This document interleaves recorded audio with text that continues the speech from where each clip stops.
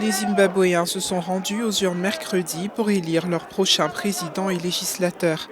Le leader de l'opposition Nelson Chamisa s'est adressé à la presse après avoir voté.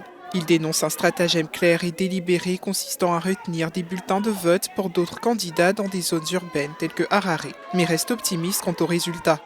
Il est impossible qu'il n'y ait pas un nouveau gouvernement dans ce pays. Il y aura un nouveau dirigeant, un nouveau président et un nouveau gouvernement. Nous avons gagné cette élection.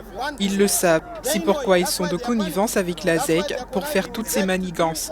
Jeu de rôle ou pas jeu de rôle, notre victoire est acquise. Nous avons gagné cette élection et nous allons continuer à insister sur la paix, sur la crédibilité des élections et sur la nécessité de veiller à ce que celles-ci aboutissent à un résultat légitime.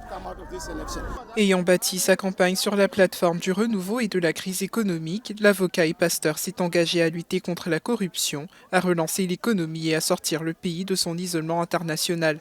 Toutefois, dans un pays où les élections ont toujours été entachées d'irrégularités, rares sont ceux qui pensent qu'il en sortira vainqueur. Le vote est très important. J'encourage tous les citoyens à exercer leur droit de vote, mais je dois dire que nous sommes déçus parce que la commission électorale du Zimbabwe a déçu les citoyens.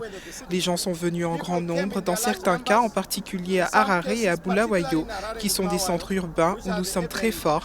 Il n'y a pas eu de vote en temps voulu. Nous devions commencer à voter à 7 heures. Mais jusqu'à présent, les gens n'ont pas reçu leur bulletin de vote pour certains candidats, les candidats conseillés. Plus de 10 000 personnes se sont rassemblées lundi pour manifester leur soutien au chef de l'opposition zimbabwéenne.